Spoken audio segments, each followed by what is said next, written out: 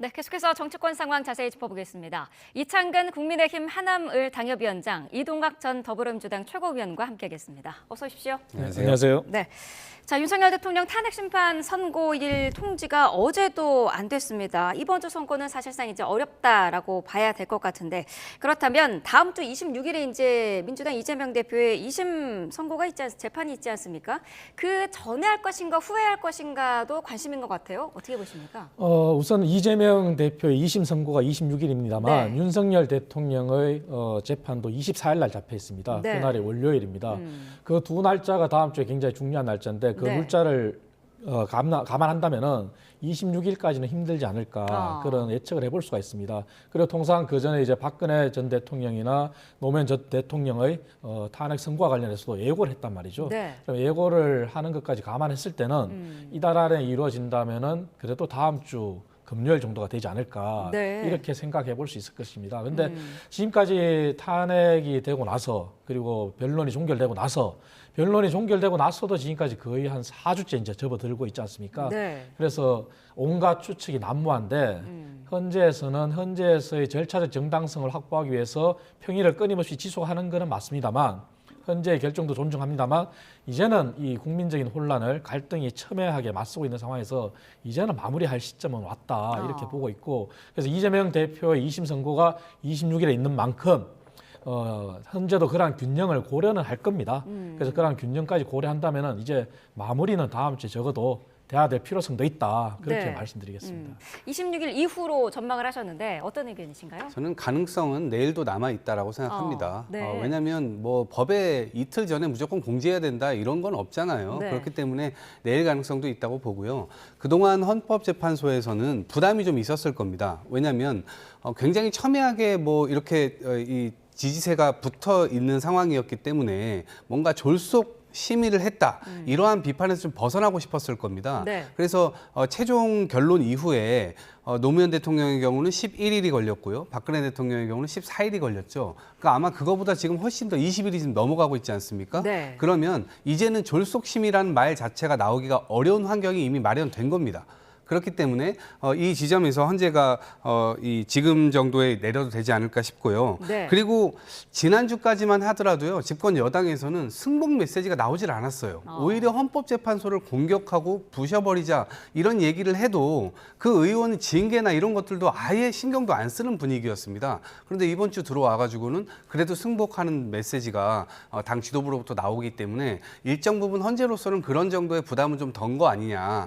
그렇기 때문에 지금 사실 조금 늦은 감이 좀 있는데 아마 여기서 더 가면 국론 분열이 굉장히 심각해질 겁니다. 네. 그렇기 때문에 헌법재판소에서는 저는 내일도 그 가능성이 있다라고 봅니다. 네, 민주당은 장외 여론전에 더욱더 힘을 쏟고 있는데요. 어제 이재명 대표가 광화문 현장 최고위에서 한 발언이 논란이 되고 있습니다. 최상목 권한대행이 마흔여 후보자를 임명하지 않은 것을 두고서 몸조심하라라는 표현을 썼어요. 어떻게 들으셨습니까?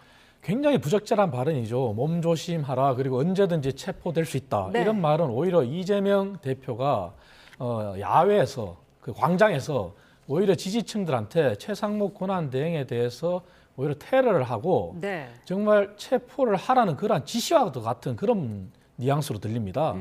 이재명 대표가 본인의 사법 리스크를 회피하려는 그러한 목적에서 지금까지 행동해온 것은 사실입니다. 그리고 그렇게 비춰진 것도 사실이고 그래서 헌재를 압박하는 형태는 본인의 사법 리스크를 회피하기 위해서 그렇게 할 수는 있다고 하지만 네. 최상목 권한대행은 지금 대통령 권한대행입니다.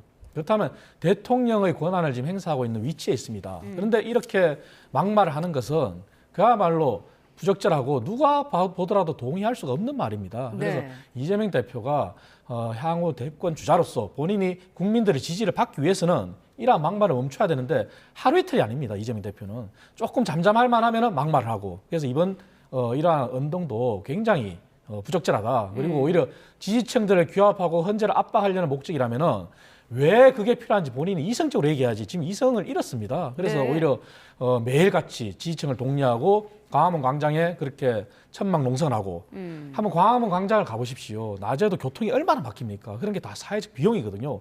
이러한 것들을 되돌아보지 않고 이렇게 막말을 쏟아내는 것은 오히려 지지층을 선동하고 대통령 권한 대행을 압박하는 거기 때문에 굉장히 부적절하다. 네. 그렇게 보고 있습니다. 여권에서는 테러리스트, 뭐 깡패 이런 단어까지 쓰면서 이제 이재명 대표를 비판을 했는데 민주당은 헌법 수호의 의지를 보여달라라는 의미였다 이렇게 지금 얘기를 하고 있어요. 그런 거죠. 모든 국민이 헌법을 지켜야 됩니다. 그리고 가장 최전선에 있는 게 대통령 권한대행입니다. 본인이 헌법을 지키지 않는데 대한민국 국민 누가 헌법을 지켜야 되죠? 그래서 이건 너무나 중요한 원칙입니다. 민주주의의 존립 근거이기 때문에 그렇습니다. 그리고 최상목 이 대행의 경우는 본인이 30년간 공직을 하지 않았습니까?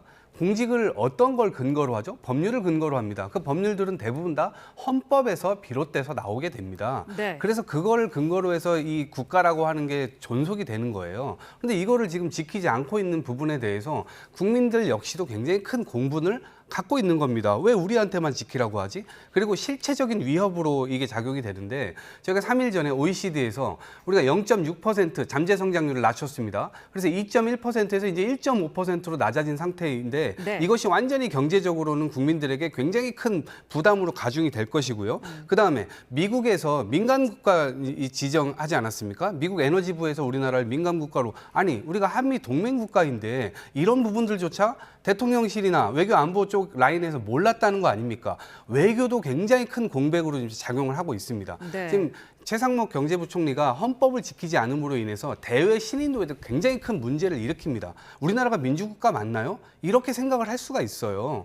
그렇기 때문에 그 지점에 대해서 분명한 경고를 내려야 된다라는 어떤 생각에서 아마 이런 말씀을 하신 것 같은데 네. 저는 어찌됐건 사람의 말을 꼬투리를 잡아서 그렇게 하는 것이 아니라 실체적으로 헌법을 지켜야 될 게 아닙니까? 당연히 그 부분을 강조하기 위한 말이었다고 봅니다. 네, 민주당이 어제 심야의원총회에서 그 최상목 대행 탄핵 추진 여부를 논의를 했는데 결론은 내리지 못했어요. 탄핵 이외에 다른 대응 방안에 대해서도 뭐 논의를 했다고 하는데 어떤 결론을 내릴 걸로 보시나요? 저는 고발 조치 같은 것들은 일단 우선적으로 해볼 수 있을 것 같고요. 네. 당연히 이제 뭐 정치야 말과 글로 싸우는 거기 때문에 계속해서 압박을 할 수밖에 없는 상황이죠. 저는 이것이 누적되면 누적될수록 최상목 경제부총리가 나중에 받아야 될 후과가 굉장히 크게 될 것이라고 봅니다. 그리고 저는 지금 최상목 경제부총리가 권한대행을 하면서 본인 스스로가 이 권한을 활용하고 있다고 생각하지 않습니다. 국무회의에서요, 이 어찌 보면 집단적인 위헌 상태를 만들고 있는 거거든요. 그리고 대통령이 이 대통령직을 수행하고 있지 못함에도 불구하고 대통령실에서는 여전히 대통령의 오더를 계속해서 전달하고 압박하는 역할들을 하고 있을 겁니다. 그래서 제가 섭정이라는 말을 썼는데 스스로의 의지로 지금 이걸 하고 있는 것이 아니에요. 이런 부분들이 굉장히 누적되면 누적될수록 저는 국민 공분은 굉장히 세고 나중에 이 고소고발 조치한 것에 대해서 본인 스스로가 굉장히 큰 후과를 보게 될 것이다라고 생각을 합니다. 네. 그래서 어찌됐건 집권 여당까지 포함해서 이것이 한 통속으로 지금 위헌 상황으로 몰고 가고 있는 것이기 때문에 이 지점에 대한 경고를 계속해서 할 수밖에 없다 말씀드립니다. 최상목 대행이 국무회의에서 집단적인 위헌 행위를 하고 있다라는 표현을 하셨는데 어떤 의견이실까요? 그건 잘못된 거고요. 사실을 좀 바로잡아야 됩니다. 민주당이 최상목 권한대행을 고발한다는 것도 고발의 근거가 없습니다. 그리고 일전에 말씀드린 것처럼 민주당이 헌법재판관을 임명하는 데 대해서 기한의 요건을 자꾸 지적하는데 네. 그거는 법의 맹점입니다. 그렇다면 민주당이 이렇게 대외적으로 여론을 통해서 압박할 게 아니라 헌법재판소법의 법의 맹점을 빨리 개정하는 데 나서야 됩니다. 그래서 국회가 추천한 몫에 대해서 언제까지 임명하지 않는 데 대한 처벌 조항 이런 게 전혀 없습니다. 네. 그래서 위헌이다, 헌법을 어기고 있다, 법률을 어기고 있다는 것은 전혀 사실관계하고 다르고요. 네. 오히려 그러면 그 이전에 되돌아간다면은 정치권이 다 반성해야 됩니다. 오히려 헌법재판소에 명시된 거는 헌법재판관의 임기가 만료되기 전에 추천을 했어야 됩니다. 네. 하지만 그것을 여야가 모두 다 그 시한을 넘겼습니다. 그게 애초에 원인 제공이었고요. 그래서 최상목 권한대행이 헌법을 안 지키고 있다, 법률을 안 지키고 있다는 전혀 아닙니다. 그리고 임명에 대한 기한의 요건이 없기 때문에 심사숙고하는 것도 당연합니다. 네. 그리고 마흔역 재판관에 대해서는 법률적으로는 헌재에서 임명을 해야 된다고 했지만 아직까지 국민적 정서도 동의 안 되는 부분도 있습니다. 그래서 거기에 대한 심사숙고에 대한 부분이 정말 민주당이 마음에 안 들면은 지금이라도 법 개정에 나서면 됩니다. 나서서 언제까지 임명 안 할 때 소급 적용하면 됩니다. 그런 행위를 하는 게 우선이지 그걸 하지 않고 자꾸 위법이다, 위헌이다 하는데 절대 법을 어기는 일은 없고요. 네. 최상목 권한대행에 대한 고발의 요건이 법률적 요건이 전혀 없습니다. 그 부분을 말씀드리겠습니다. 네. 이재명 대표는 어제 저희가 화면을 보니까 그 암살 위협설에 방탄복을 입고 광화문에 갔더라고요. 어떻게 보셨습니까? 저는 물론 이재명 대표가 경찰의 신변 보호 조치를 했습니다. 네. 그리고 여야 대선 후보가 본인이 원하면은 그리고 대선 후보가 아니더라도 주요 인사라고 하면은 경찰의 신변 보호 조치를 요청하면 경찰에서 하게 되어 있습니다. 네. 그렇다면 그 정도 조치를 했을 때는 경찰이 한두 명이 투입되는 게 아니라 30여 명이 투입됩니다. 그런데 방탄복을 입었다? 대한민국이 지금 총기가 자율화되어 있지 않는 국가입니다. 물론 그 가능성이 제로라고 말씀드릴 수는 없지만 그렇게 하는 것은 오히려 쇼맨십이 아닐까요?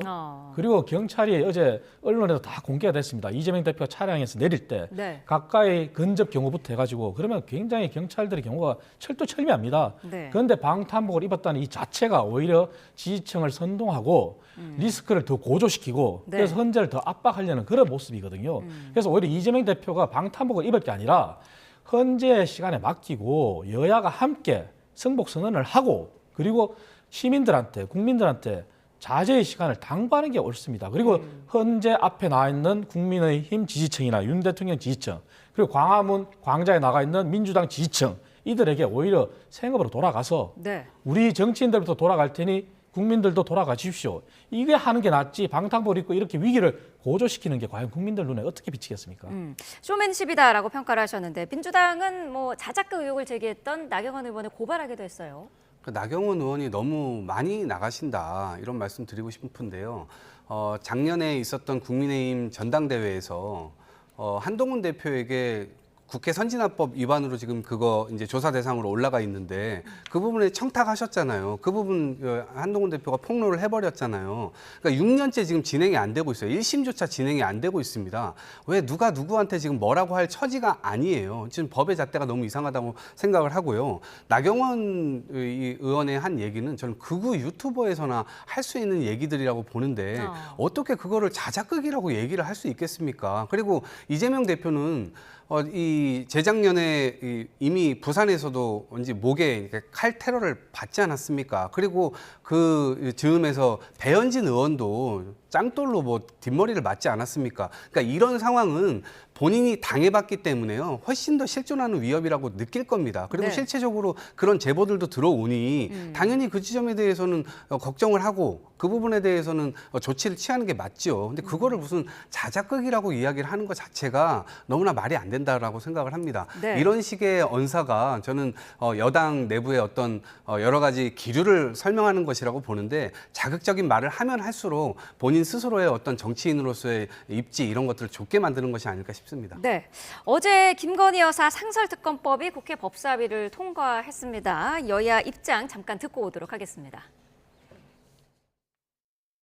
22대 국회에 들어와서 시작할 때부터 지금까지 우리 법사위를 통해서 각종 특검법, 그리고 또 탄핵안들이 정말 난무하고 있습니다. 심지어 정말 국민들이 무슨 탄핵병에 걸렸느냐, 특검병이 걸렸느냐라고 이렇게 이런 비아냥대는 세간의 목소리가 나올 정도로 우리 사회가 정치 과잉 시대를 맞는 것 같습니다. 이 특검 내용을 하나하나 보면은 기승전 김건희예요. 윤석열 대통령은 김건희를 포토라인에 세우지 않기 위해서 명태균과 관련한 일들이 온 세상에 나올까 봐, 주가 조작에 관련한 일들이 온 세상에 나올까 봐 그래서 비상계엄을 선포한 거예요. 그래서 우리가 상설특검 만들었으니 이 상설특검 거부권을 날릴 수가 없어요. 특검을 임명하지 않으면 이에 대해서 직무유기, 직권남용 확실하게 법적 조치하겠다 이런 말씀드리고요. 네, 어제 국민의힘은 반발하면서 퇴장을 했었는데 오늘 본회의에서는 반대 입장을 당론으로 정할까요? 당내에 다양한 의견이 있는 건 사실입니다. 네. 그래서 당론으로 정한다면 당론을 따라야 되겠지만 사실 우리 당이 과거부터 이렇게 회상을 해보면은 김건희 여사에 대한 리스크 때문에 당의 지지율이나 윤 대통령의 지지율이 안 오르는 것도 사실입니다. 네. 그리고 김건희 여사에 대한 문제를 깔끔하게 해결하지 못한 것도 사실이고요. 그래서 그 부분은 사실 인정해야 됩니다. 하지만 지금 시기에서 굉장히 정치적으로 민감한 이 탄핵의 전국에서 김건희 여사의 특검법을 반드시 통과시켜야 되겠다. 이것도 사실은 바람직하지 않습니다. 네. 그래서 검찰의 역할이 더 중요한 시기인데요. 그래서 검찰이 김건희 여사에 대한 문제를 깔끔하게 해결한다면 특검과 관련한 소모적인 논쟁을 하지 않아도 됩니다. 왜냐하면 말씀하신 것처럼 지금 경제가 힘들고 여야정이 함께 모여서 해야 될 일은 민생이거든요. 네. 근데 김건희 여사의 특검법 때문에 또다시 여야가 격돌하고 국회에서 충돌한다면 여야정 협의체는 또다시 뒤로 갈 겁니다. 그리고 가까스로 합의한 국민연금도 현재 본회의 언제 통과할지 장담을 못하는 상황이지 않습니까? 이러한 분들 놓고 봤을 때 김건희 여사 문제만큼은 당 내에서도 리스크가 크니 네. 당 내에서 당론을 정한다 하면 따라야 되겠지만 그 이전에 검찰에서 빠르게 해결해 주기를 저희들은 속히 바라고 있습니다. 네, 대통령 탄핵 심판에 대한 선고가 예상보다 늦어지니까 민주당이 마음이 급해지고 있다. 이런 지금 여당의 지적에 대해서는 어떤 입장이실까요? 글쎄요, 마음이 급해지는 것이 아니고요. 진작에 해결을 했었어야 되는 일인데 여전히 네. 지연이 되고 있는 겁니다. 그러니까 검찰이 이것을 김건희, 윤석열 두 부부 앞에만 가면 팔이 안으로 굽고 손바닥으로 하늘 가리는 짓들을 하고 있어요. 이 부분에 대해서 국민들이 야, 법 앞에 만인이 정말 평등한가? 이것에 대한 질문을 안 던질 수가 없습니다. 그리고 12월에 저희 내란 상설 특검 이미 국회에서 통과됐습니다. 이것은 거부권을 행사할 수가 없기 때문에 네. 최상목 대행이 바로 사실은 특검 추천을 해야 됩니다. 지금 이것도 안 한 지 지금 거의 3개월째 다 돼가요. 그러니까 이 부분도 아마 후과를 받으셔야 될 것이고요. 네. 이번에 통과된 이 검찰이 그동안 덮어줬던 김건희 여사 건과 관련된 것이 굉장히 많습니다. 도이치모터스 주가 조작 문제부터 관저 이전할 때 그 비리 문제, 그다음에 이 삼부 토건 문제, 이게 우크라이나 주가 관련돼서 이걸 주가를 또 띄우는 작업들, 지금 100억대의 어떤 차익을 봤다고 하는 거 아닙니까? 네. 이 부분이 그러니까 국정에 김건희 여사가 들어간 부분하고 그다음에 뭐 이 선거 때 이 공천 개입했던 문제 이런 것들도 다 지금 엮여 있는 겁니다. 그런데 검찰이 이런 것들을 제대로 된 조사를 하질 않습니다. 그렇기 때문에 국민들이 이것이 도대체 왜 법이 이렇게 휘냐 이런 의문을 갖고 있는 것이고 저희는 이 부분에 대해서는 당연히 따져 물어야 되는 것이라고 봅니다. 만약에 이것을 집권 여당에서 또다시 다 퇴장하고 이것에 대해서 정확하게 협조하지 않을 경우에는 당연히 그 눈덩이는 시간이 지나면 지날수록 훨씬 더 세게 굴러갈 겁니다. 그럼 나중에는 진짜 이거는 막을 수 없는 상황이 될 것이기 때문에 네. 지금이라도 이것을 같이 합의 처리했으면 좋겠다라는 생각이고요. 최상목 경제부총리는 상설특검이 통과된 만큼 이거를 바로 특검을 추천하시기를 간곡히 좀 말씀드립니다. 최상목 대행을 향한 압박 효과를 노리는 것이다라는 분석도 있더라고요. 말씀하신 것처럼 이제 특검 후보 임명을 만약에 최상목 대행이 지연을 하면 이 경우에 야당이 직무유기다라면서 이제 탄핵을 다시 추진할 수 있는 거 아니냐 이런 지적이거든요. 만약에 최상목 권한대행도 윤석열 대통령과 한덕수 총리에 대한 탄핵의 선고가 나기 전에 또다시 탄핵을 한다면 아마 대한민국 경제는 정말 제2의 외환위기 상태로 가지 말라는 법이 없습니다. 굉장히 지금도 위태위태한 상황이고 대한민국 경제를 지탱하는 삼성전자조차도 굉장히 위험에 처해 있지 않습니까? 이런 상황에서 야당이 그런 선택을 할까? 저는 야당한테 바라건대 마지막 남은 애국심이라도 있을지 않을까 이렇게 생각을 합니다. 네. 그리고 물론 김건희 여사에 대한 리스크를 충분히 말씀드렸지만 상설 특검에 대해서는 거부권 없습니다. 그렇다고 해서 또 특검을 무조건 언제까지 임명해야 된다는 임명의 기한의 요건도 또 없습니다. 네. 그래서 이러한 부분들을 야당도 계속 주장할 게 아니라 그렇다면은 야당이 그간에 잘하는 것이 검찰을 압박하고 헌재를 압박하듯이 찾아가는 거 아니겠습니까? 그리고 이창수 지검장이 탄핵에서 기각이 돼서 돌아왔습니다. 그렇다면은 검찰이 존재하는 한 그리고 검찰에서 수사를 할 수 있도록 야당이 오히려 국회의 가진 권한을 토대로 상임이나 이런 걸 토대로 최대한 활용해서 검찰을 오히려 설득하고 조사를 하도록 하는 게 낫죠. 네. 이 상설특검법이 있다고 하더라도 이걸 통해서 다시 블랙홀로 빠진다면은 정말 대한민국 경제가 위태합니다. 그래서 야당의 마지막 남은 애국심에 저는 호소하고 싶습니다. 네, 앞서서 녹취에서도 들었습니다마는 뭐 결국에는 또 탄핵이다, 탄핵병, 특검병에 걸렸다라는 국민의힘의 지적에 대해서는 어떤 말씀을 해주실까요? 저는 그것은 프레임이라고 생각합니다. 네. 지금 탄핵병을 이야기하기 이전에 거부권병에 대해서 먼저 얘기를 해야 됩니다. 정치가 사라졌잖아요. 윤석열 대통령 들어오고 난 다음에 야당과 단 한 번 만났습니다. 그것도 총선을 대패했기 때문에 한 번 만났어요. 국회 개원식엔 오지도 않았습니다. 예산안 설명하는 거 대통령이 늘 왔습니다. 늘 와서 설명했어요. 그런데 그것도 오지 않았습니다. 왜 안 왔냐고 하니까 지금 탄핵 이 심판 와중에 박수도 안 쳐주고 환호도 안 해주니까 안 왔다. 이런 얘기들을 막 합니다. 그렇기 때문에 정치가 사라졌고 이것이 완전히 민주주의가 형해화됐고 그러다 보니까 결국 계엄까지 와서 완전히 군사 독재 이 국가로 돌아갈 뻔한 겁니다. 이 지점에서 여당이 스스로 도대체 어떤 책임을 국정에 지고 있는지에 대해서 좀 돌아볼 필요가 있고 야당 비판 이전에 민주당이 사실상 비판을 했지만 그 비판이 여당이 우리 말을 들었다고 한다면 지금 이 시국까지 오지 않았습니다. 국민 불행을 제발 같이 막아보자라고 하는 취지인 것이지 더군다나 공직자가 이렇게 헌법 어기고 법률안이 통과돼도 국회 법을 무시하고 계속해서 거부권만 하고 이런 데 있어서 저희가 어떻게 더 이상 합니까? 그리고 검찰은 검찰 권력이 오히려 그냥 김건희, 윤석열 부분은 완전히 검찰 권력을 활용해가지고 오히려 무마를 시켜주는 그런 상황에 처해 있기 때문에 국민들 역시 이 부분에 대해서는 대단히 잘못됐다 보고 있을 겁니다. 그러니까 네. 저희들이 할 수 있는 일들을 어쩔 수 없이 계속해서 하고 있다 말씀드립니다. 네. 자, 두 분 말씀 여기까지 듣겠습니다. 이창근 국민의힘 하나물 당협위원장, 이동학 전 더불어민주당 최고위원과 함께했습니다. 고맙습니다. 맞습니다.